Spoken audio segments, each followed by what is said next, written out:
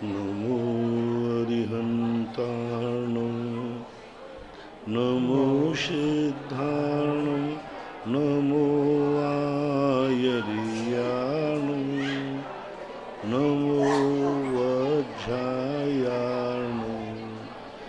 नमो लोये शौवशाहूणं।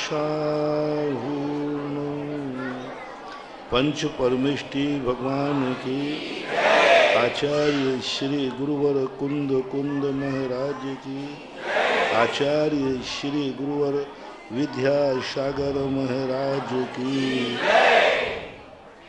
परम पूज्य आध्यात्मिक संत निर्यापक श्रवण मुनि पुंगव श्री सुधा सागर जी महाराज की जय। परम पूज्य गुणायतन प्रेरक मुनि श्री प्रमाण सागर जी महाराज की जय। परम पूज्य श्री अजीत सागर जी महाराज की जय। परम पूज्य श्री निर्भीक सागर जी महाराज की जय। परम पूज्य अजीत सागर जी महाराज से प्रार्थना करूंगा, आज यह बहुत ही विशिष्ट अवसर है। जिज्ञासा समाधान प्रेरक मुनि पुंगव सुधा सागर जी महाराज, शंका समाधान प्रेरक मुनि श्री प्रमाण सागर जी महाराज एक मंच पर विराजित हैं और इतना बड़ा संघ कुंडलपुर से बिहार करके यहाँ पधारे हैं। तो आज पटेरा को सौभाग्य मिलने जा रहा है। जिज्ञासा और शंका समाधान का संगम पटेरा की धरती पर एक मंच से हो रहा है।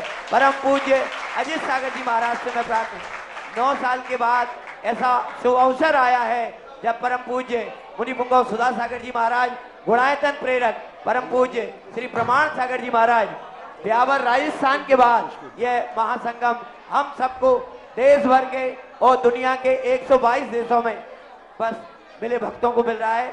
परम पूज्य अजीत सागर जी महाराज से प्रार्थना, आज के इस जिज्ञासा समाधान को आगे बढ़ाएं। परम पूज्य श्री बोलो देवादिदेव 1008 कुंडलपुर के बड़े बाबा आदिनाथ भगवान की। परम पूज्य आचार्य गुरुवर श्री विद्यासागर जी महाराज की। मंचासीन मुनिवर निर्यापक श्रवण मुनि पुंगव श्री सुधा सागर जी महाराज की और मंचासीन मुनि श्री प्रमाण सागर जी महाराज की, मुनि श्री निर्वेक सागर जी महाराज की, समस्त मुनि राजों की। बोलो परम पूज्य श्री अजीत सागर जी महाराज की जय। बंधुओं, आज ये पटेरा नगर में और बड़े बाबा के इस द्वार पर इतिहास की दृष्टि से देखते हैं तो बहुत बड़ा एक इतिहास रचा जा रहा है। कौन सा इतिहास? कहते हैं जम्मू द्वीप को 2 सूर्य प्रकाशित करते हैं। कितने सूर्य? जम्मू द्वीप में कितने सूर्य होते हैं? 2। आज हमारी जैन समाज, आज हमारे पूरे भारत क्या सारे विश्व की धरती के लिए, सारे देश के लिए, सारे विश्व के लिए अगर ज्ञान के प्रकाश में या ज्ञान के उजाले में रखने का अगर कोई कार्य कर रहे हैं तो हमारे ये 2 ज्ञान रूपी सूर्य कर रहे हैं। पूज्य आचार्य भगवान ने हमें ऐसे 2 ज्ञान सूर्य दिए हैं और ऐसे ज्ञान सूर्यों के माध्यम से जो आज हमारी समाज में जो घर बैठे बहुत सारे ऐसे श्रावक हैं, सुधी श्रावक हैं, कृपया शोरगुल ना करें, सामने थोड़ा बैठ जाओ। आप लोग बैठ जाओगे तो बहुत अच्छे दिख जाओ, वहीं जहां आप वहीं बैठ जाओ तो पीछे वालों को दिखना चालू हो जाएगा तो वो अंदर नहीं आएंगे। आप सब लोग वहीं बैठ जाओ। तो अब आज आप लोगों के बीच में यहां शंका समाधान नहीं, जिज्ञासा समाधान नहीं, जिज्ञासा शंका समाधान का कार्यक्रम होने वाला है। और मध्य प्रदेश की धरती में पहली बार मध्य प्रदेश की धरती पर पहली बार, क्योंकि एक बार एक संयोग बना था राजस्थान की धरती पर, और आज मध्य प्रदेश की धरती पर पहली बार दोनों हमारे जो समाज को ज्ञान का प्रकाश में प्रकाशित करने वाले हैं, समाज को दिशा देने वाले, जिनकी एक आवाज पर सारी समाज, सारा देश उनके मार्गदर्शन को अपनाते हैं। तो आज का सबसे पहला प्रथम शंका समाधान से करते हैं, और हमारे मुनिश्री संधान सागर जी महाराज आज की शंका समाधान, उसके बाद फिर जिज्ञासा समाधान आएगा। तो मुनिश्री संधान सागर जी महाराज अपनी बात रख रहे हैं, और मुनिश्री प्रमाण सागर जी के चिंतन से आज अपन को उसका समाधान मिलेगा।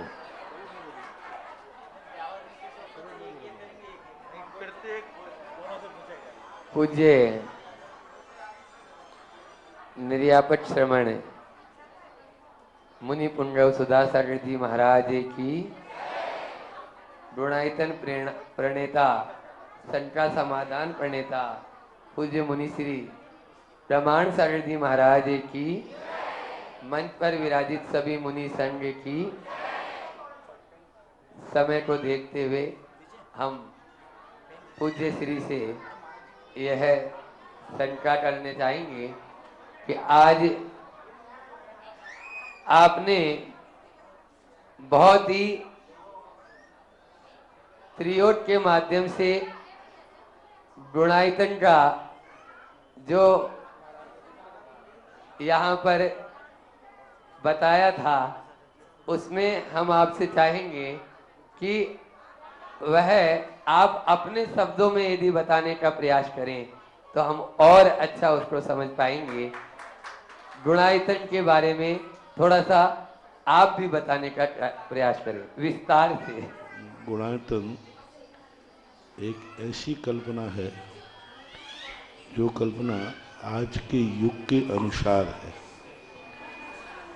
क्या किस समय घटित हुआ उसकी थ्योरी हमारे पास थी जो शास्त्रों में निबद्ध है, लेकिन थ्योरी को जब तक साकार रूप न दिया जाए तो उसको सरलता से हृदयंगम नहीं किया जा सकता। गुणायतन में उन शब्दों को शिल्प का रूप देने का भाव महाराज प्रमाण सागर जी कर रहे हैं, और अभी दोपहर में कुछ उसके थोड़े से अंश प्रदर्शित किए, उनको देखा। बहुत अच्छी कल्पना है, आज की युग की मांग है, क्योंकि शब्दों से हम समझाते हैं, सभी समझते नहीं हैं, लेकिन उसका चित्रांकन कर दिया जाए तो बालक भी समझ लेता है। बच्चे को आज समझ में नहीं आता, लेकिन उसके बाजू में अनार बना दिया जाए तो वो जल्दी समझ जाता है कि ये अनार है।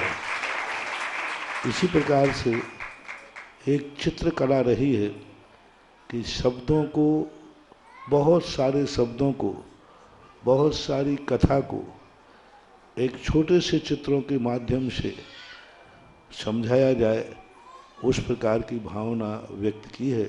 और ये कलाएं सदा सदा से अपना अपना रूप लेते आए हैं, और आज के युग में जिस इलेक्ट्रॉनिक मीडिया के माध्यम से और इसका उपयोग करते हुए जो महाराज कह रहे हैं, हम पहले ही कुंडलपुर में इसको साधुवाद दे चुके हैं। बहुत बहुत साधुवाद, धन्यवाद। क्योंकि ये जो कुछ भी कर रहे हैं, ये जो कुछ भी कर रहे हैं, वो सब हमारा है, हमारे संघ का है, हमारे धर्म का है। गुणायतन हमारा है, हमारे संघ का है, हमारे धर्म का है।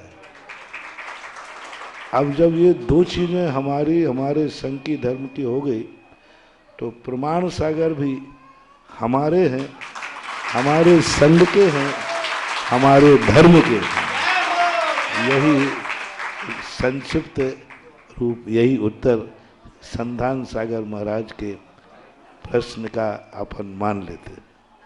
बहुत अच्छा। पूज्य मुनि पुंगव सुधा सागर जी महाराज के उस मार्मिक और आंतरिक बात, अपनापन, एक बात आप लोगों को कहना चाहूँगा। पूज्य मुनि श्री प्रमाण सागर जी महाराज से हमने कहा कि एक काम करते हैं, अपन यहाँ शाम के समय भी शंका समाधान करते हैं, क्योंकि जब महाराज श्री का आगमन नहीं हुआ था 2 दिन तक चला, महाराज चलना दो। तो महाराज श्री का एक बहुत अच्छा मार्मिक बात थी कि देख, जब अपने से बड़े कोई बैठे हो तो उस समय अपन को बोलना नहीं चाहिए। ये अपने बड़ों का सम्मान, ये बड़ों का सम्मान, बड़ों का सम्मान। और फिर जब आए तो सुधा सागर जी महाराज जब आए तो महाराज जी कहते नहीं, अपने से बड़े महाराज बैठे हैं, अपन को नहीं करना है।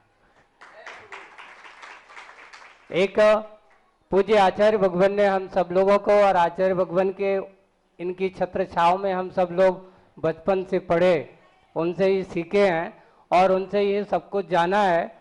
और जान करके आज हम सबको जो प्रकाश मिल रहा है, ऐसे ही प्रकाश से प्रकाशित अब हमारे दूसरे मुनि महाराज हैं, वो निरापद सागर जी महाराज अपनी बात रख रहे हैं। परम पूज्य निर्यापक श्रमण श्री सुधा सागर जी महाराज की, पूज्य मुनि श्री प्रमाण सागर जी महाराज की, समस्त मुनि राजों की, हमारा कई दिन से इस ढंग का भाव आया रहा। 4 गति होती, उनमें एक देव गति भी है। और हमारे यहाँ भी वर्तमान में एक दिगंबरों में 20 पंथ और 13 पंथ चलता। तो 20 पंथ वालों ने लगभग सारे देवी देवताओं को सिर पे बिठाला, और जो 13 पंथ वाले हैं उन्होंने बिल्कुल अलग कर दिया। तो क्या अब हम जो देव हैं, अभी भवनत्रक के देव यहाँ पे वर्तमान में हैं, क्योंकि वह यथायुग सबकी सहायता भी करते रहते हैं, जिनालय इत्यादि में भी निवास रहता उनका।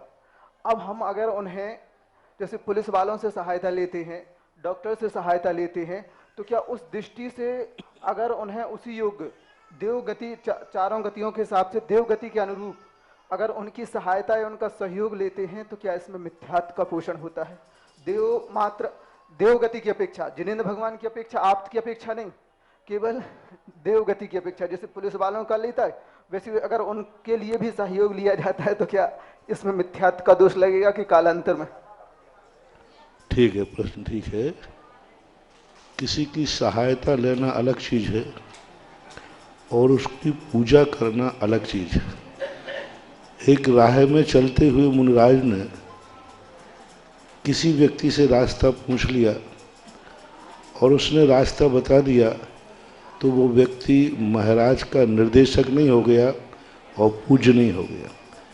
एक व्यक्ति महाराज का उपसर्ग आ रहा था, उन्होंने उपसर्ग का निवारण कर दिया। यशोधर महाराज पर उपसर्ग आया और भी महाराजों पर उपसर्ग आया, महारानी चेलना ने उसको दूर किया, तो महारानी चेलना पूजनी नहीं हो गई। सवाल सहयोग लेने का नहीं है, सवाल सहयोगी की आराधना, पूजा, उसको उच्च स्थान आदि देना, इन कारण से मिथ्यात्व का दोष आता है। सहयोग हम बालक से भी ले सकते हैं, मिथ्या दृष्टि से भी हम सहयोग ले सकते हैं। मिथ्या दृष्टि भी संसार में है तो वह भी हमारा सहयोगी हो सकता है, हो रहे। जैसे पुलिस का आपने उदाहरण दिया, जरूर नहीं कि वो मिथ्या सम्यक दृष्टि हो, लेकिन फिर भी वो हमारा सहयोग करते हैं। इसलिए सहयोग लेने मात्र से मिथ्यात्व नहीं है। सवाल है कि मंदिरों में स्थापित करके किसी भी शास्त्र में उनका स्थान निहित नहीं किया गया। किसी भी शास्त्र में मंदिर में उनका स्थान कहाँ होना चाहिए, जैसे जिनेन्द्र देव का स्थान मंदिर में निश्चित किया गया, किसी भी शास्त्र में उनका स्थान मंदिर में निश्चित नहीं किया गया। दूसरी बात, उनकी प्रतिष्ठा स्थापना करने का कोई मंत्र जैनागम में नहीं है, मूल आचार्यों में। तीसरी बात, अकृत्रिम चैत्यालयों में कहीं भी इनकी स्थापना नहीं देखी गई है। समोषण के अंदर जो इनकी बात होती है, वे पार्श्वभाग में मात्र एक दरबान के एक शो के रूप में, एक या एक सेक्शन के रूप में वह अपने आप में स्थापित रहते हैं। तो इन सब बातों को देख करके आज जो सबसे बड़ा गड़बड़ चल रहा है कि इनको पूजा करना, इनकी आराधना करना, यथायुग सत्कार करना, जिनेंद्र भगवान खाली बैठे और उनके सामने पूजा आरती सब हो रहा है, इस अतिवाद का उपकारी को इतना उच्चासन दे दिया जाए कि वो आराध्य से भी ऊंचा हो जाए तो नियम से मिथ्यात्व का दोष आता है। मात उनको सहयोगी रूप में स्वीकार करने में कोई बाधा नहीं है, सहयोग तो सबका लेते हैं, ऐसा इसका समाधान जानना चाहिए। धन्यवाद। बहुत अच्छा। नमस्ते। निरापद सागर जी महाराज की शंका को निराकरण हुआ है ना। और पूज्य मुनि श्री अतुल सागर जी महाराज आज बहुत अच्छे चिंतन और सिद्धांत के गहराई पर जाने वाले हैं। निश्चल सागर जी, हाँ निश्चल सागर जी, सॉरी क्रम में बदल हो सकता है आगे पीछे। तो निश्चल सागर जी महाराज, निराग सागर जी महाराज मना कर रहे थे, बाद में कोई बात नहीं, तो करते हैं। निश्चल सागर जी महाराज। शिरोमणि आचार्य गुरुवर श्री विद्यासागर जी महाराज की, महाराज श्री, मेरी नहीं पूरी समाज की एक जिज्ञासा है कि आचार्य श्री जी ने अपनी समाधि की घोषणा क्यों नहीं की, इसका समाधान कर दीजिए।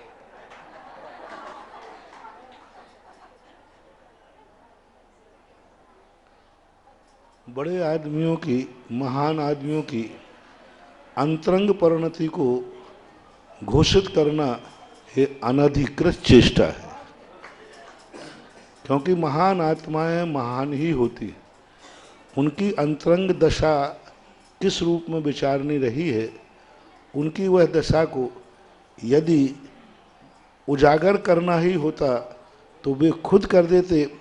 इतना बड़ा आचार्य अपनी खुद की दशा को उजागर नहीं कर रहा है और अपन उसको उजागर करने की चेष्टा करें तो ये अनधिकृत चेष्टा होगी। और बोलो आचार्य गुरुवर श्री विद्यासागर जी महाराज की। कितने महान महान संत हुए जिन्होंने इस प्रकार की अंतरंग साधना में की। वो एक अंतर यात्री थे, अंतर साधक थे, उनकी पूरी जिंदगी रहस्यमय रही। ना उनका आहार कोई जान पाया, ना उनका विहार कोई जान पाया, ना उनके विचार कोई जान पाया। तो अंत समाधि को भी जानने का प्रयास मत करो। आचार्य श्री थे, हैं और वो उसी रूप में जाने जाएंगे।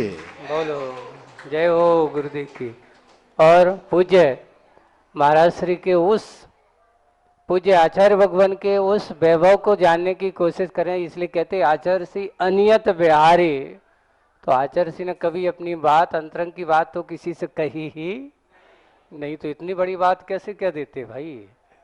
चलते हैं पूज्य मुनि श्री अतुल सागर जी महाराज, आज जो अच्छे अपने ज्ञान के चिंतन की गहराई में डूबते रहते हैं, ऐसे अपनी बात रख रहे हैं।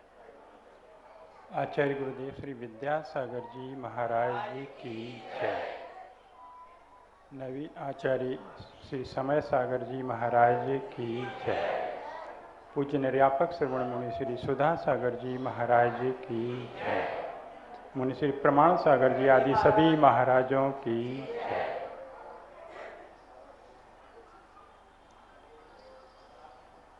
मुनि श्री से एक जिज्ञासा है कि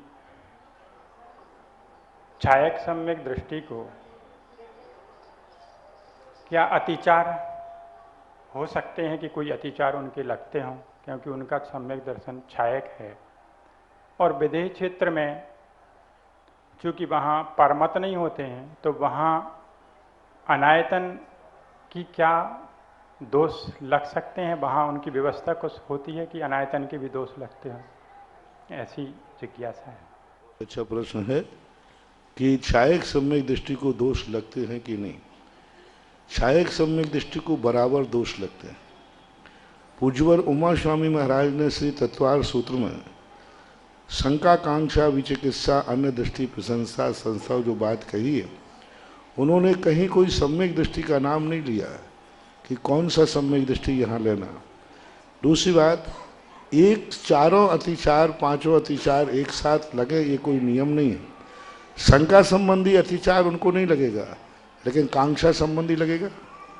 अन्य दृष्टि प्रशंसा का संस्था भी उनको लग सकता है। उसका फॉर एग्जाम्पल जैसे शांति, ओम शांति, आवाज नहीं है। शांतिनाथ पुराण के अंदर आप देखिए, शांतिनाथ भगवान चक्रवर्ती थे, कुंथनाथ भगवान चक्रवर्ती थे, अरहनाथ भगवान चक्रवर्ती थे, और उस समय मिथ्यात्व का खूब प्रचार हो चुका था। षडनायतनों की स्थापना हो चुकी थी। कुगुरु कुदेव शास्त्र को मानने वाले हो चुके थे, क्योंकि आदिनाथ भगवान से मारीच ने ही मिथ्या मतों की स्थापना शुरू कर दी थी। उस समय प्रजा को संरक्षण देने वाले, अन्न मत का रक्षण करने वाला भी, अन्न मत को मानने वाला भी उनके राज्य में था। उसकी वह रक्षा करते थे कि नहीं? वो जब उनके सामने आता था तो उसकी व्यवस्था करते थे कि नहीं? करते थे।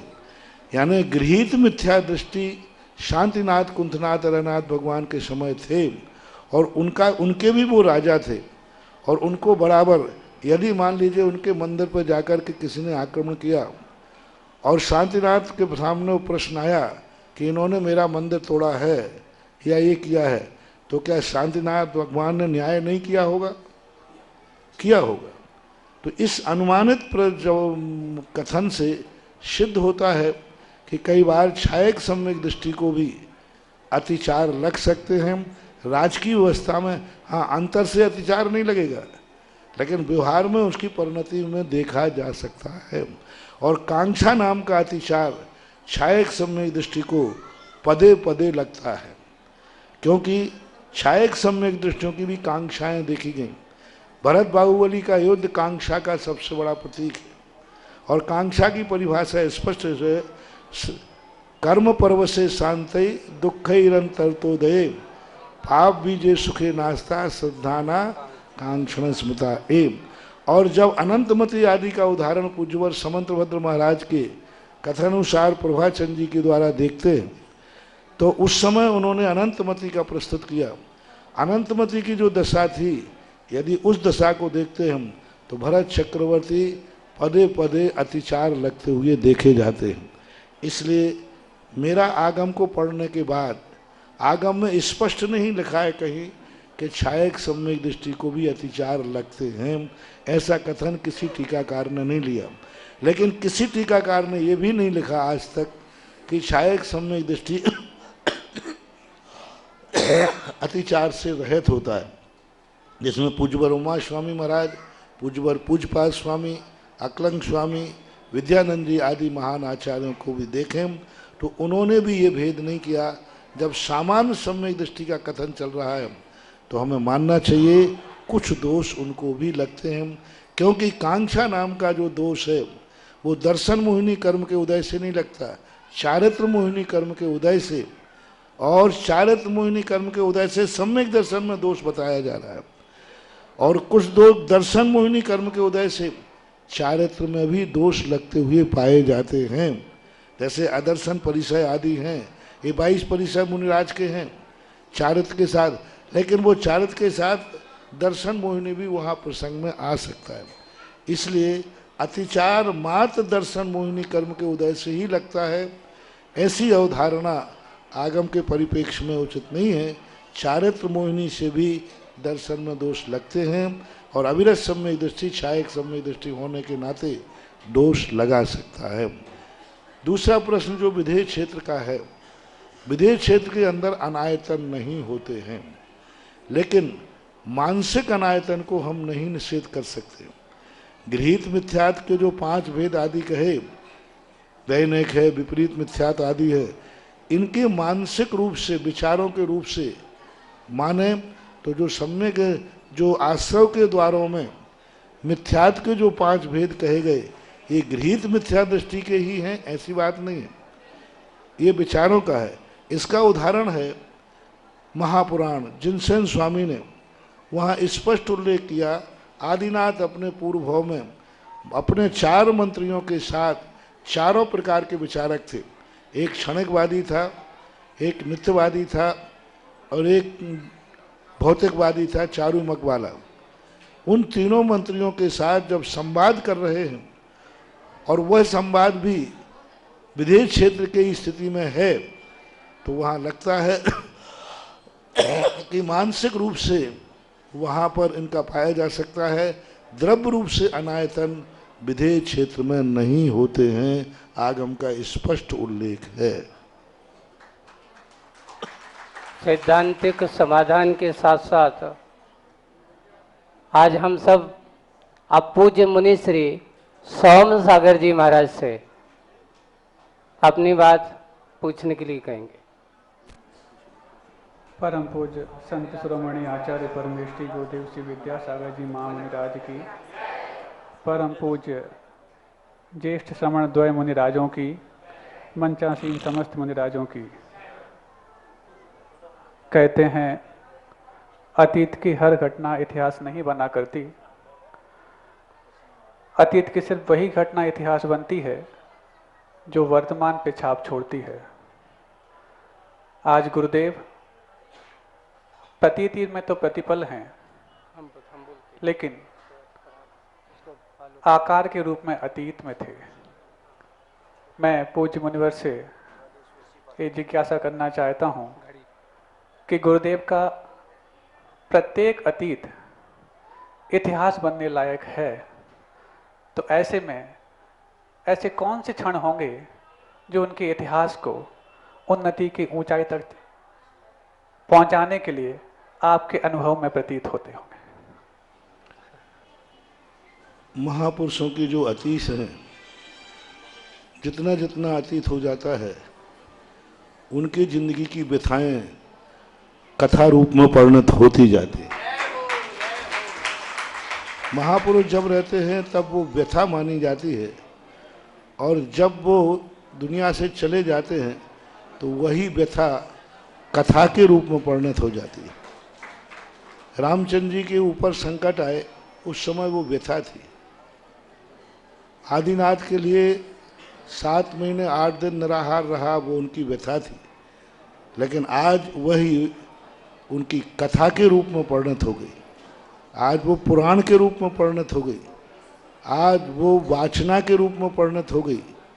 तो इन महापुरुषों की अपने आप उनके जो आदर्श हैं, उनकी जो साधनाएं हैं, तपस्याएं हैं, वो धीरे धीरे कथा बन जाती हैं, और कथा बन जाना ही महापुरुष का सबसे बड़ा अतीत को वर्तमान का रूप देना होता है। पूज्य मुनिश्री के ऐसे महापुरुषों के यथार्थ जीवन को जब हम अपने जीवन में उतारते हैं तो वह यथार्थमय जीवन अपनी कथा बन जाते हैं। ऐसा सुंदर समाधान के माध्यम से पूज्य आचार्य भगवान की एक एक चर्या, एक एक पल, उनकी वाणी, उनका चलना, उनका बोलना आज हम सब के लिए एक कथा के रूप में बनकर के सामने है। और ऐसे पूज्य यथाकार और कथाकार पूज्य आचार्य भगवान की ही बगिया के एक सुंदर से पुष्प पूज्य सागर जी महाराज अपनी बात रखेंगे। संत शिरोमणि आचार्य श्री विद्यासागर जी महाराज की, आचार्य श्री समय सागर जी महाराज की, निर्यापक शर्मन मुनि श्री सुधा सागर जी महाराज की, वात्सल्य मूर्ति मुनि श्री प्रमाण सागर जी महाराज की, समस्त मुनि संघ की। मुनि श्री जी, हमारी जिज्ञासा भोग भूमि जीवों को लेकर के है। भोग भूमि में जो युगल रहते हैं पति पत्नी, इनकी आयु बहुत लंबी होती है, और आयु के अंत में इनके यहाँ युगल संतान होती है। और उन संतान के होते ही माता और पिता दोनों की मृत्यु हो जाती है। फिर ये संतान जो दोनों बड़े होते हैं तो उनके बड़े होने में और बड़े होने के बाद ग्रंथों में कई स्थानों पर देखा, लेकिन अभी तक स्पष्ट नहीं हुआ कि ये दोनों किसी अन्य व्यक्तियों से मिलते हैं या ये दोनों ही आपस में रहते हैं। और उनके यहाँ 10 प्रकार के कल वृक्षों की व्यवस्था जो है, वह व्यवस्था प्रत्येक युगल के पास अपने अपने सेप्ट है कि हमारे ये 10 हमारे पास रहेंगे प्रत्येक के आंगन में, कि एक ही स्थान पर रहते हैं, उन्हीं से सब लोग काम चलाते हैं। ऐसी हमारी जिज्ञासा है। पूज्यवर नेमीचंद महाराज ने त्रिलोक सार के अंदर प्रत्येक भोग भूमिया जीव के आंगन में 10 कल्प वृक्ष होते हैं। बहुत सैकड़ों किलोमीटर का उनकी भूमि होती है, भवन होता है, कोई छोटा मोटा भवन नहीं होता। दमोह जिले बराबर मानो एक भवन होता है उनका। उनमें बाग बगीचे घूमते रहते हैं वो। उनके चिन्हित होते हैं, उनका एरिया चिन्हित होता है। एरिया बताया कि एरिया चिन्हित होता है, कितना योजन है ये भी उन्होंने लिखा। और 10 कल्प वृक्ष प्रत्येक भूमि जीव में थे। दूसरा प्रमाण एक मिला पूज्य जिनसेन स्वामी के महापुराण में कि जिस समय सारी प्रजा दुखी थी तो नाभि राय कोई अनुभव में नहीं आया कि सारी प्रजा दुखी है, क्योंकि उस समय नाभि राय के आंगन में कल्प वृक्ष था और उन कल्प वृक्षों से उनकी पूर्ति हो रही थी। जनता के माध्यम से उनको पता चला कि जनता के कल्प वृक्ष सब खत्म हो गए। तो इससे ये लगता है कि कल्प वृक्ष प्रत्येक आंगन में थे।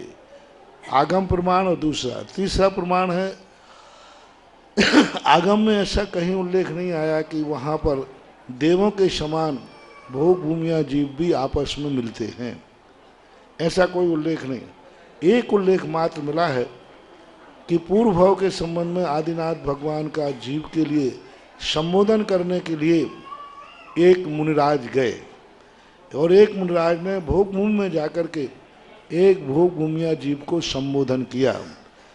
तो ये परस्पर का असल लाभ तो मिला है कि यहाँ से गए और उनके महल में जाकर के उसको संबोधन किया, सम्यक्त को प्राप्त कराया, मुनिराज ने जाके कराया। इस कथानक से ये है कि भोग भूमिया जीव अन्य लोगों से वार्तालाप करते हैं, लेकिन वो आपसी में वार्तालाप करते हैं, मीटिंग करते हैं, ऐसा कोई आगम में उल्लेख देखने को नहीं आया।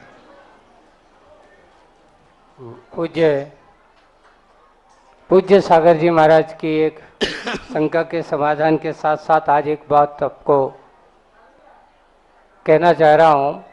आज पूरे विश्व में, भारत में अकेले नहीं,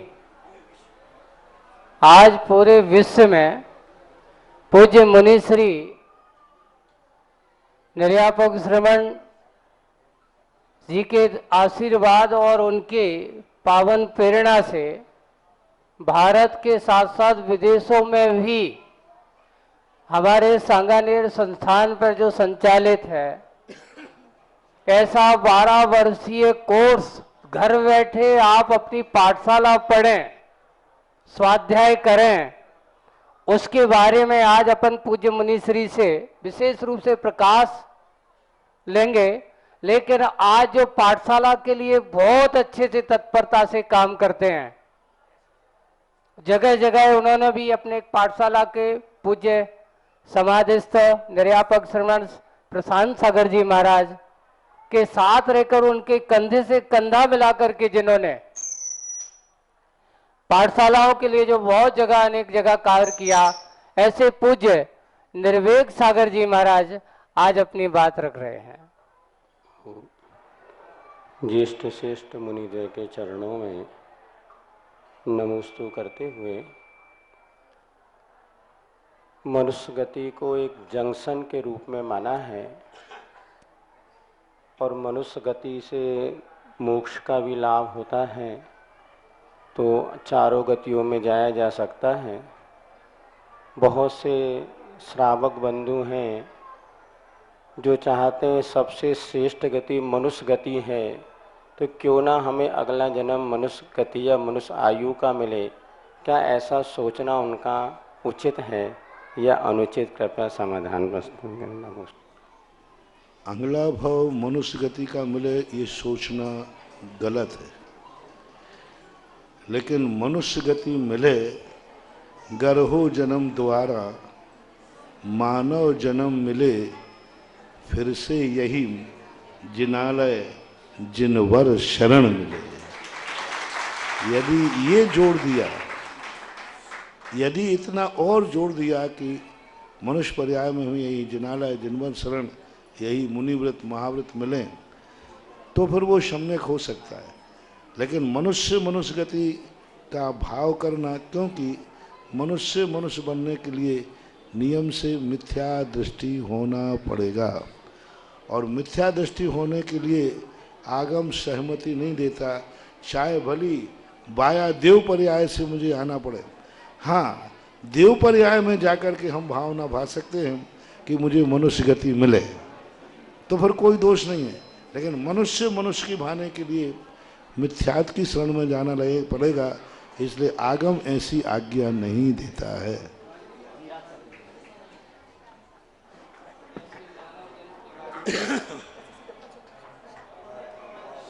मानवता की बात को और मानव पर्याय के बारे में पूज्य महाराज श्री से समाधान मिला, और हम चाहेंगे थोड़ा सा कि इस 12 वर्षीय कोर्स के बारे में भी हमारे आज समाज के जो लोग घर बैठे करना चाहते हैं, उसके बारे में पूज्य महाराज श्री का हम मार्गदर्शन चाहेंगे थोड़ा सा।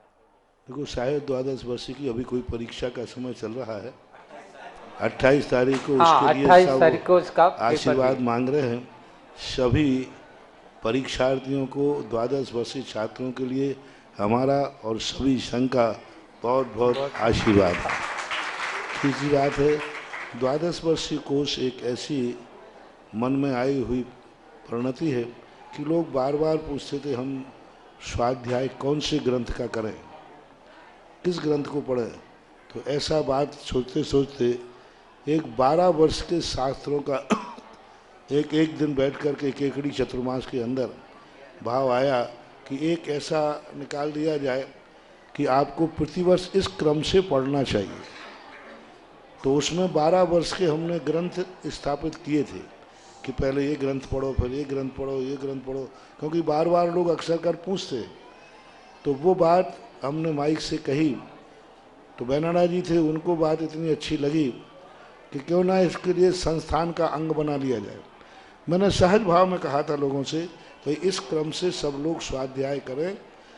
उन्होंने, उनको अच्छा लगा, तो उन्होंने बैठकर कहा हम इसको संस्थान का एक अंग बनाते हैं, और उन्होंने इसको 12 वर्षीय स्वाध्याय पाठक्रम, इतनी बड़ी उपलब्धि है, आज सारे भारत में फैल रही। आज इस मंच से कहना चाहूँगा कि जो भी सुन रहे हैं, महिलाएं पुरुष, 1 घंटे भी प्रतिदिन घर बैठे मास्टर, पाठशाला भी नहीं जाना है इसमें, बड़े लोगों के लिए घर बैठे पाठशाला आपको है, 24 घंटे पाठशाला है। जब भी आप लोग अपने जब पढ़ना चाहे जिसको समय पढ़ाने वाला 24 घंटे आपके पास है, क्योंकि पूरे जो ग्रंथ कोर्स में आते हैं उनको संस्थान के जो अध्यापक होते हैं वो पढ़ाते हैं, और पढ़ा करके आपके ऑनलाइन वगैरह पर जो यूट्यूब वगैरह पर डाल देते हैं। आप घर बैठे 24 घंटे पढ़ाने वाला आज तक युगों तक प्राप्त नहीं हुआ, आगे का कह नहीं सकते। इसलिए प्रत्येक जैनी के लिए ये 12 वर्षीय कोर्स करना चाहिए। ये ग्रंथों का क्रम है। आप ये ना चाहें कि हमें कुछ समझ में नहीं आता, कम से कम पढ़ते समय ये तो समझ में आएगा कि हमें कुछ समझ में नहीं आता। कम से कम इतना ज्ञान तो होगा कि ये शास्त्र बहुत कठिन है। कम से कम इतना ज्ञान तो होगा, शास्त्र का नाम तो तुम्हें याद हो जाएगा, ये ग्रंथ भी है। इसलिए अच्छे नंबर पाने की होड़ मत लगाएं। आप ये सोच करें हमें स्वाध्याय करना है, पढ़ना है, नंबर जितने आएंगे, 1 नंबर भी आया तो 0 की अपेक्षा 1 आया तो है, ये मान करके स्वाध्याय करना चाहिए। चलते हैं। और पथरिया नगर के गौरव जो आज यहाँ बैठे हुए हैं बहुत सारे, जो हथकरघा की टोपी लगाए, अभी पूज्य आचार्य भगवान के आशीर्वाद से वहाँ पर हस्तकरघा के बारे में बहुत अच्छा एक भवन तैयार आगामी योजना में हथकरघा वहाँ पर होने वाले हैं। ऐसे हस्तकरघा भवन वहाँ होगा, वहाँ के लोग आशीर्वाद लेने आए हैं। तो पूज्य वहाँ के नगर के गौरव ऐसे निराग सागर जी महाराज भी आते आते उनके मन में भी कोई जिज्ञासा जागी है, तो वो भी अपनी बात रख रहे हैं जल्दी से। नमोस्तु मुनिवर, दोनों सभी मुनिराजों के चरणों में बारंबार नमस्कार करते हुए मैं आपसे निवेदन करता हूँ कि अवर्णवाद और अयस कीर्ति में अंतर बताया मुनिराज। अवर्णवाद जो है वो अयस कीर्ति का अंग बने ऐसा कोई नियम नहीं। अवर्णवाद अरहंत भगवान का भी होता है। पूजपर पूजपाद स्वामी ने लिखा अवर्णवाद की अपेक्षा में, केवली सुत संग धर्म देवा वर्णवादो दर्शन मोहस्य, ऐसा उमा स्वामी महाराज का सूत्र है। यानी केवली का भी अवर्णवाद हो रहा है, सुत का भी अवर्णवाद हो रहा है, संग का भी अवर्णवाद हो रहा है। तो अवर्णवाद तो किसी का भी हो सकता है, लेकिन वो अयस कीर्ति हो ऐसा कोई नियम नहीं, क्योंकि कर्म सिद्धांत कहता है कि अयस कीर्ति चौथे गुण स्थान तक ही होती है। अयस कीर्ति का उदय चतुर्थ गुण स्थान में होता है। पंचम, छठे, सातवें आदि गुण स्थानों में अयस कीर्ति का उदय ही नहीं है। और अवर्णवाद तो हो सकता है और अयस कीर्ति जो है जीव विपा की प्रकृति है, और अवर्णवाद पुद्गल विपा की और पर प्रकार की है। दूसरा अवर्णवाद कर रहा है, सामने वाला उसको फीलिंग ही नहीं कर रहा है। अयस कीर्ति जब मानी जाती है और उसका गुणस्थान गिरेगा, यदि मुनि के मन में वृत्ति के मन में ये भाव आ गया, अरे मेरा क्या होगा, ये सब बड़वा बदनामी हो रही है, मेरा सब कुछ खत्म हो जाए, तो उसका गुणस्थान गिर जाएगा। मुनिराज उस पर विचार ही नहीं करते, उसको अवर्णवाद मान लेते हैं। कितना भी उनका अपवाद करे, वो उसको अवर्णवाद के रूप में मान करके और अपने परिणामों को उस रूप नहीं करते हैं।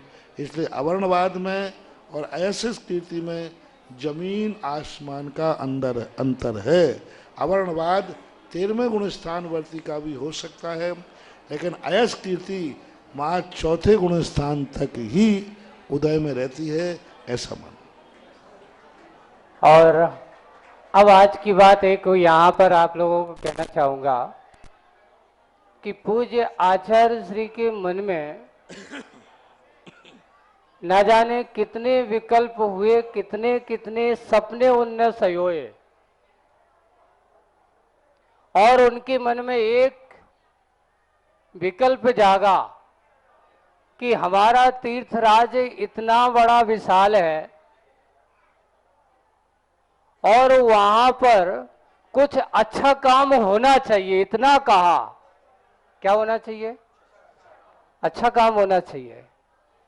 और पूज्य प्रमाण सागर जी महाराज को उन्होंने कहा कि कुछ अच्छा काम होना चाहिए, तो पूज्य आचार्य श्री ने सपना देखा है तो उसको साकार तो हमें करना होगा। हमें साकार करना है। और कहा जाता है कि अगर पिता को सोचे और पुत्र अगर अपने पिता के सपने के साकार कर दे तो समझ लेना वो बहुत बड़ा अपना पिता भक्त माना। और फिर तो गुरुजी ने सपना देखा है, तो अब गुरुजी के सपनों को कैसे साकार करना है, तो पूज्य मुनि श्री प्रमाण सागर जी महाराज ने अपने चिंतन से और पूज्य आचार्य भगवान के आशीर्वाद से जो गुणस्थान की कल्पना चिंतन किया, वो कैसे किया आज उनके मुख से अपन सुनते हैं। ओ नमस्ते। आज यहाँ बैठ के बड़ा अच्छा लग रहा है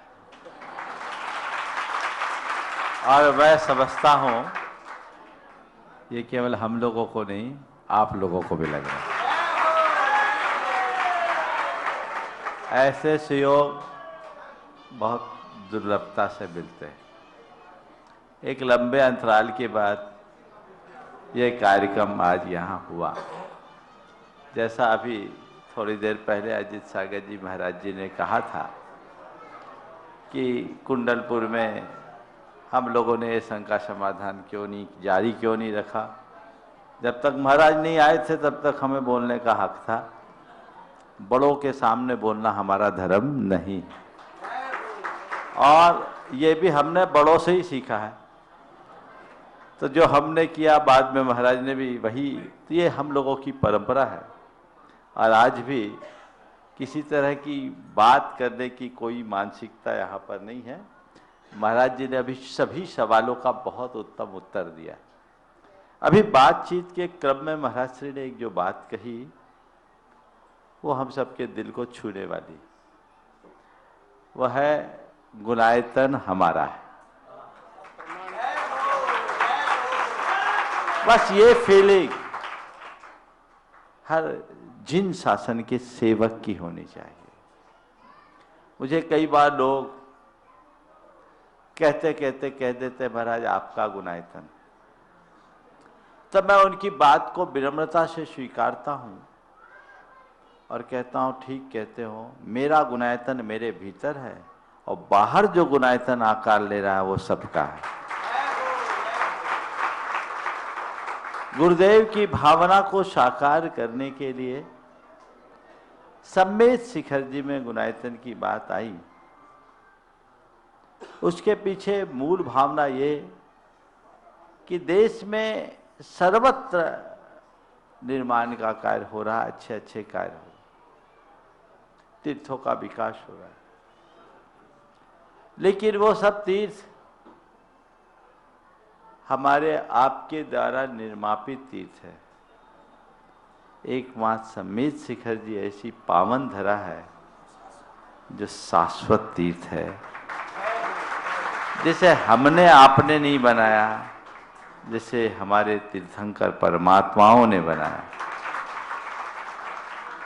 जब सम्मेद शिखर जी जाने का योग बना तो मन में बात आई कि सब जगह जब सब कुछ हो रहा है तो मूल क्षेत्र में भी कुछ होना चाहिए। गुरुदेव सब जगह प्रेरणा देते हैं और महाराज लोग सब जगह बड़े बड़े तीर्थों का निर्माण करा रहे। मुझे लगा आने का योग बना है, पता नहीं गुरुदेव कब आएंगे, लेकिन ऐसा उनका आशीर्वाद है तो उसे साकार करना चाहिए और गुणायतन उसकी ही अभिव्यक्ति बनी। जहाँ तक गुणायतन के कर्तृत्व का सवाल है, मेरा उसमें कोई कर्तृत्व नहीं है। मैं तो उसमें अपने आप को केवल निमित्त मात्र मानता हूँ। ये बात जरूर है कि गुणायतन के माध्यम से हमने एक वह प्रयास किया है जिससे लोग पोथियों की बातों को पलों में समझ सके, जैन धर्म के मर्म को क्षण भर में जान सके। चूंकि मेरी एक प्रवृत्ति रही है, मेरी सोच सदैव इनोवेटिव रही है, मैं चीज़ों को एक अलग नज़रिए से देखने की कोशिश करता हूँ।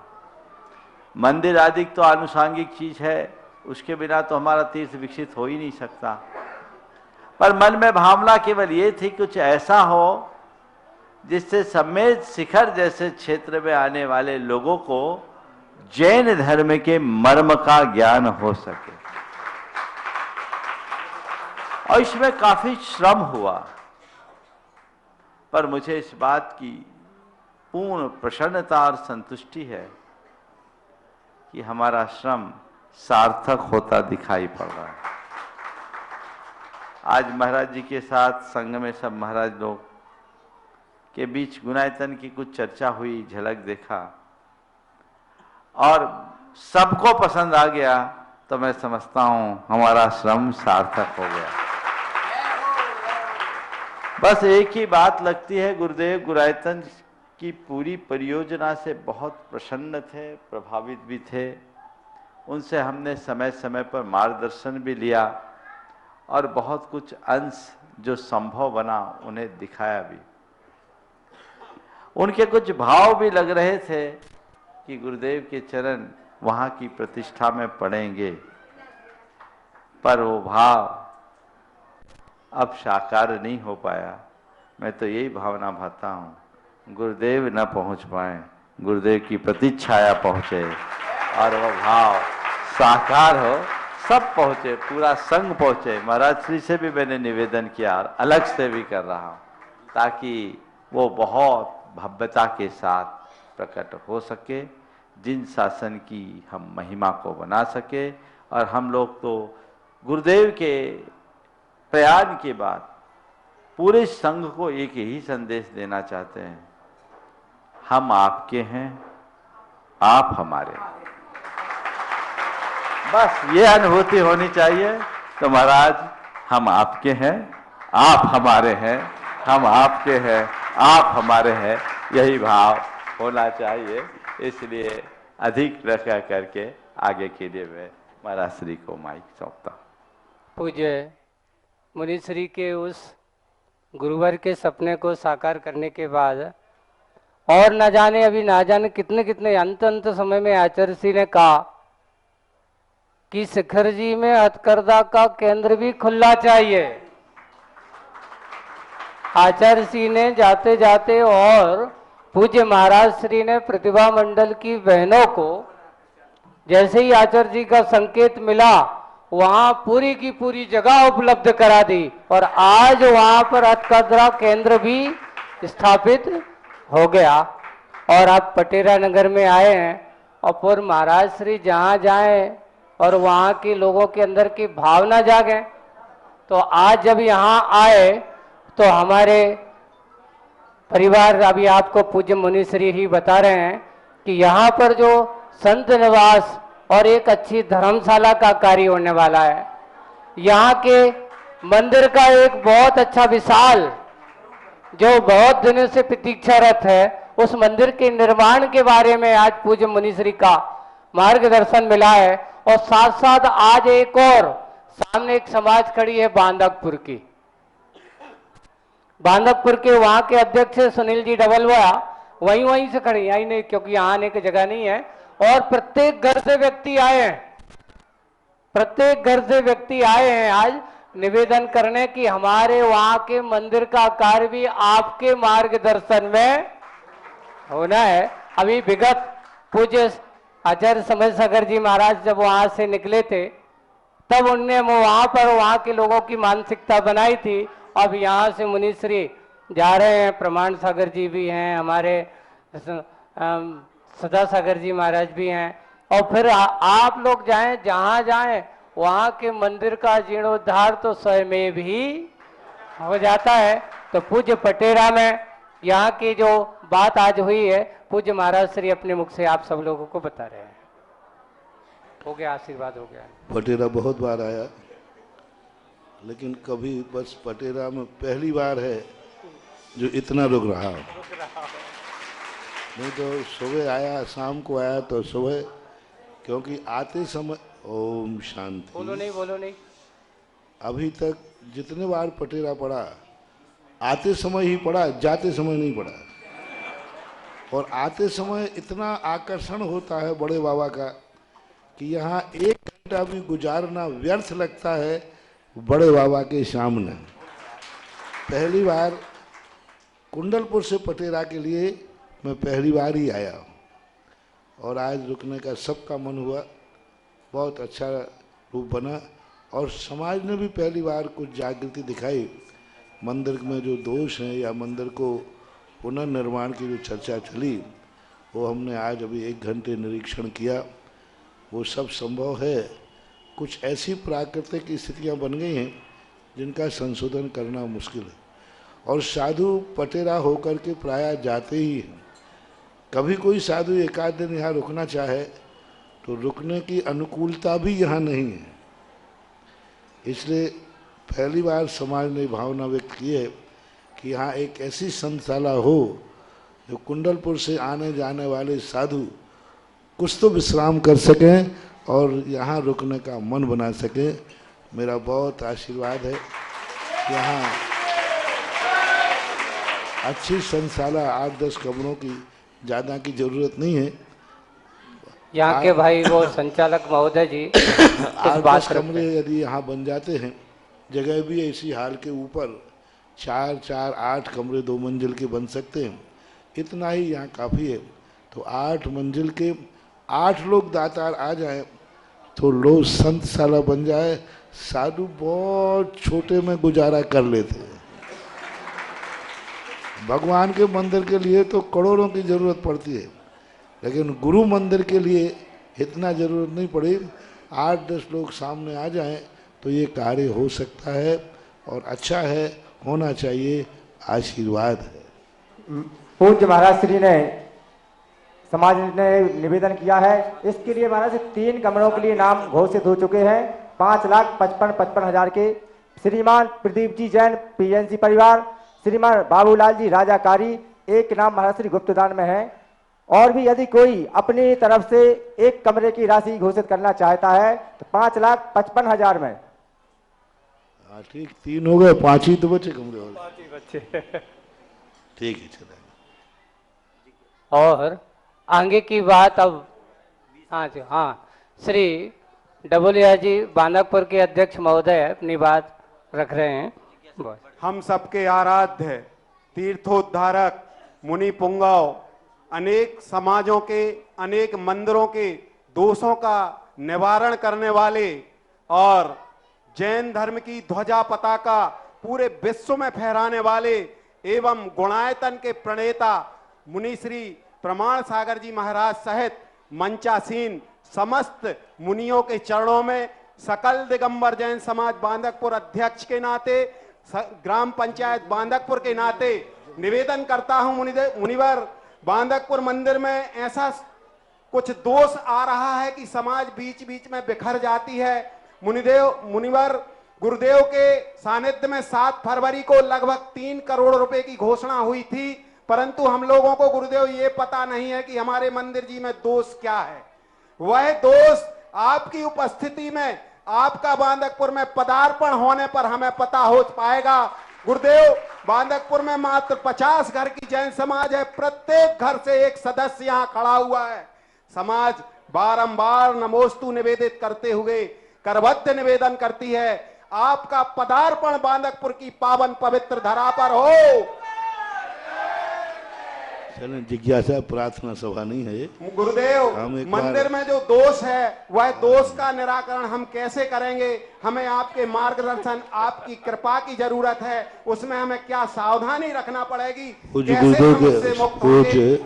गुरुदेव के साथ में एक बार बांदकपुर गया था और कुछ दिन 2-3 दिन वहाँ रुके भी थे। अब वहाँ की क्या स्थितियाँ हैं, क्या है, अभी मैं कुछ नहीं कह सकता। समाज का समर्पण, समाज का, क्योंकि कोई भी कार्य मैं कभी करता नहीं हूँ, लेकिन समाज को यदि जागृति हो, समर्पण होता है तो जो योग्यता होती है मैं बता देता हूँ।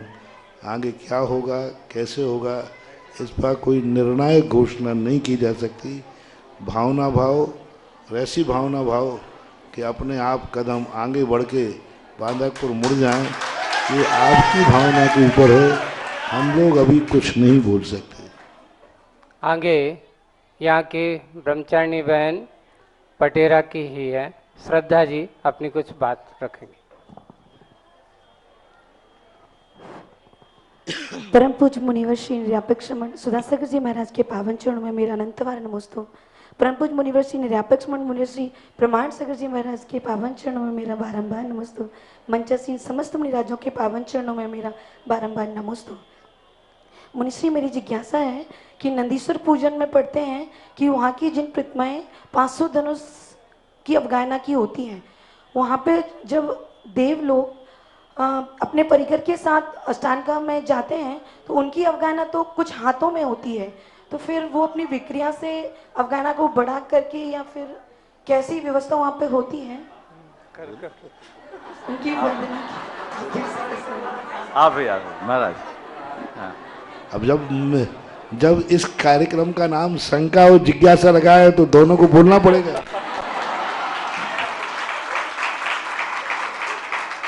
इतना ही है कि देवता जब अपना मूल शरीर जो रहता है उसमें कोई भी घटा बड़ी नहीं होती, लेकिन विक्रिया के माध्यम से वो ऐच्छिक कितना बड़ा ही कितनी बड़ी भी विक्रिया कर सकते हैं। अधिकतम उनकी विक्रिया का आयतन 1,00,000 योजन प्रमाण कहा है। जघन्यतम उनकी प्रक्रिया का अंगुल के असंख्यात्म भाग कहा है। ये शास्त्रों में मिलता है। अधिकतम कोई देव विक्रिया करेगा 1,00,000 योजन की कर सकता है, इससे ज़्यादा नहीं। जघन्यतम करेगा तो अंगुल के असंख्यात्म भाग प्रमाण करेगा, बस बाकी ये विक्रिया माध्यम से कर लेगा। छोटी बड़े जब नंदीश्वर जाते हैं तो 500 धनुष प्रमाण के रूप में अपनी विक्रिया कर लेते हैं। चलिए अगले जिज्ञासा के लिए मुस्कान जन पटेरा यहाँ की कोई हैं, और साथ साथ एक और यहाँ पर आज हटा जैन समाज से अचल जैन, संदीप जैन, आदित्य जैन आदि भी हैं, वो सब आए हैं और वो भी मुनिश्री के और मुनि संघ के चरणों में। हाँ देखो सभी लोग कोई भी प्रार्थना नहीं करेगा, जिज्ञासा करेगा, प्रार्थना नहीं करेगा। पूज्य गुरुवर के चरणों में त्रिवार नमोस्तु नमोस्तु नमोस्तु। गुरुवर मेरी जिज्ञासा है, जब कोई व्यक्ति अचेतन अवस्था में रहता है तो उसको नमोकार मंत्र या कोई भी धार्मिक जब चीज सुनाते हैं तो उसका कोई मतलब लगता है उसके लिए कि वो अचेतन अवस्था में है, तो उसका कोई अचेतन अवस्था के संबंध में पूज्यवर शिवकोटि महाराज ने भगवती आराधना में एक बात कही, और वर्तमान डॉक्टर लोग भी कहते कि अपन को लग रहा है कि वो अचेतन में पहुंच गया, लेकिन हो सकता है वो हमारी बात सुन रहा हो लेकिन उत्तर देने की क्षमता उसमें नहीं है, इसलिए हमें सुनाना चाहिए।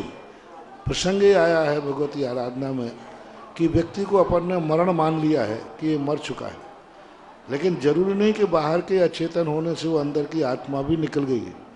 हो सकता है अंदर आत्मा हो और वो सुन रही हो, इसलिए हमें ऐसा मान के सुनाना चाहिए। शैलेश जैन पथरिया और अगले तैयार रहेंगे कवि धन्य कुमार जी जैन जो भी तैयार रहेंगे। शैलेश जी व्रती श्रावक, शैलेश जी पथरिया।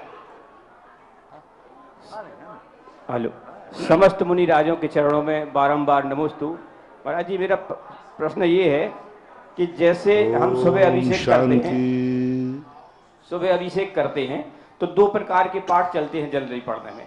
एक तो श्रीमन नतामर वाला है जो मांगनंदी वाला है, दूसरा जो पढ़ते हैं श्रीमन वाला जो कहीं कहीं जिनवाणी में मिलता है, पंच जो उसमें का मिलता है। तो हमें कौन सा पाठ पढ़ना चाहिए?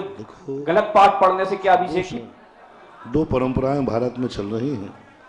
एक पुन्नाट संघ की परंपरा चल रही है, एक कुंद कुंद मूल आमना चल रही है। तो कुंद कुंद मूल आमना के इन मंदिरों में हमेशा मांग नंदी वाला ही पाठ होना चाहिए।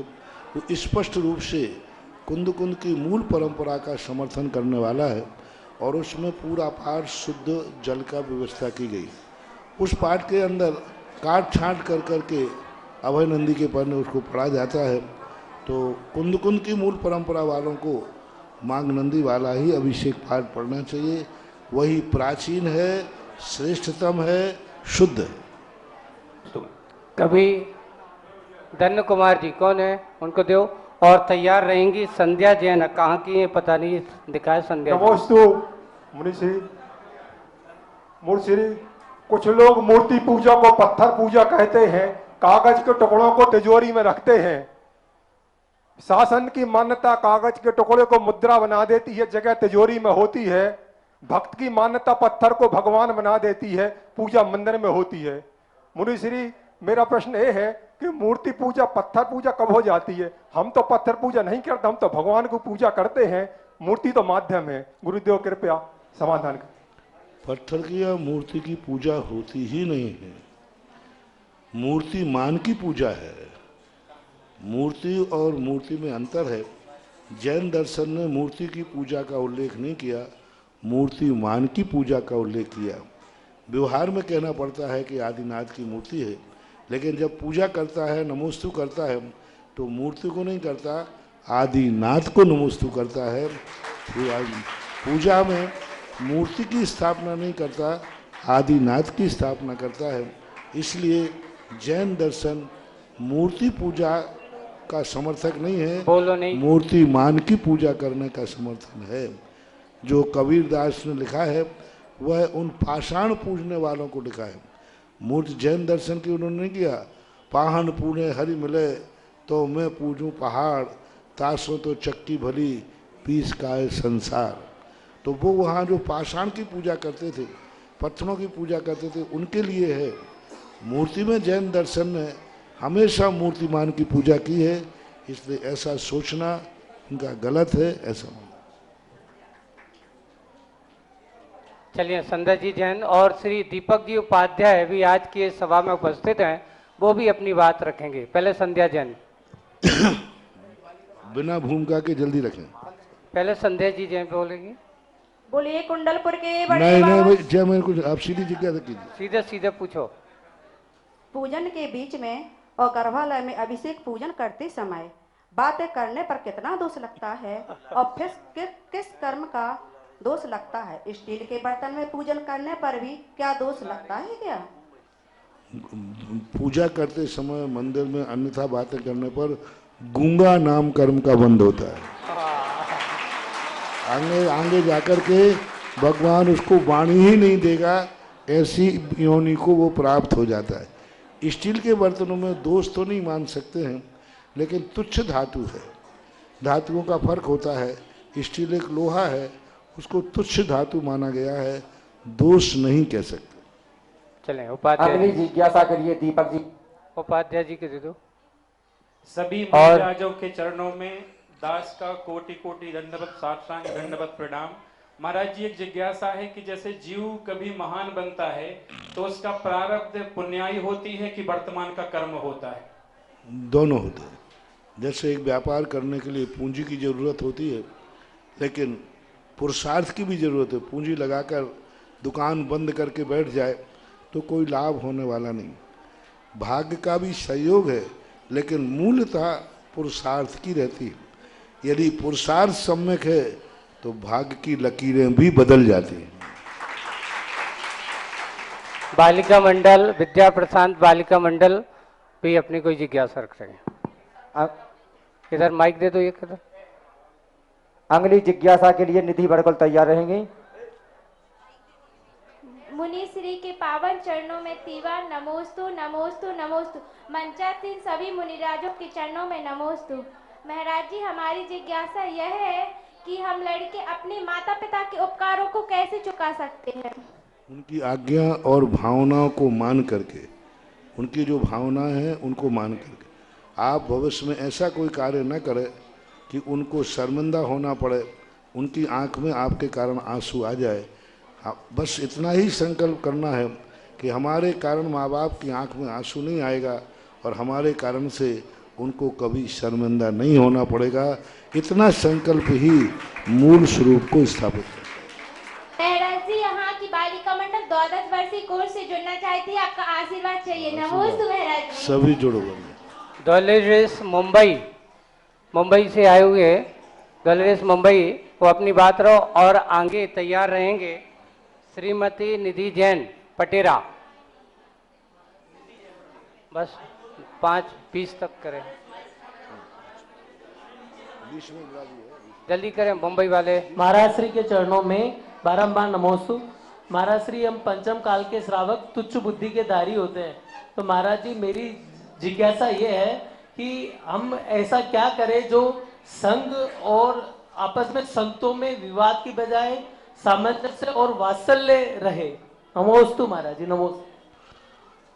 एक जाति दूसरी जाति की वात्सल्य के संबंध में सोचना अनधिकृत चेष्टा है। यदि आपका यही सोचो कि श्रावक हो आप, तो श्रावक में कैसा वात्सल्य रहे, इतनी सोच लेना, तो महाराज में क्या भगवान में भी वात्सल्य आ जाएगा। चलें निधि जी, और तैयार रहेंगे अशोक जी बड़कुल। अंतिम जिज्ञासा के रूप में अशोक जी बड़कुल।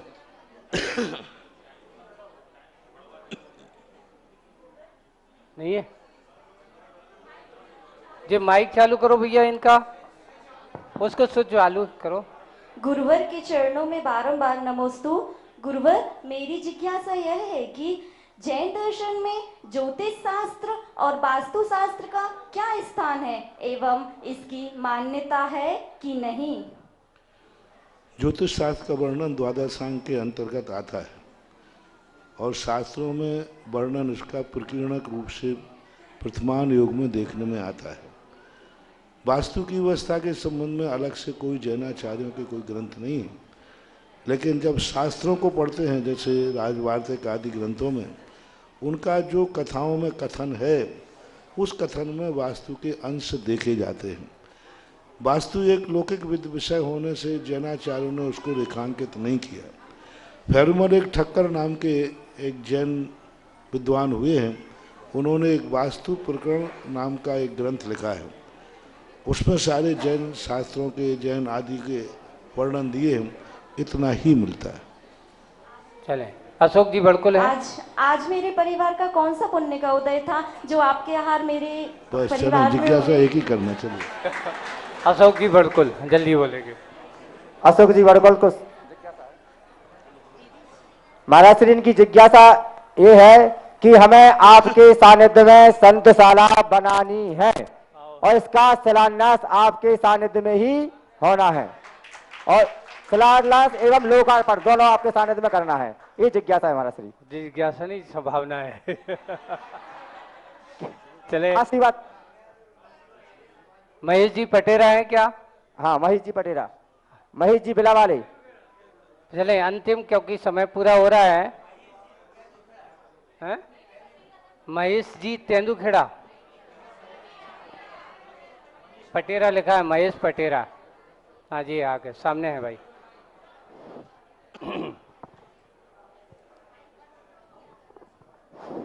ठीक है अभी बता। हेलो, नमोस्तु महाराज जी, नमोस्तु।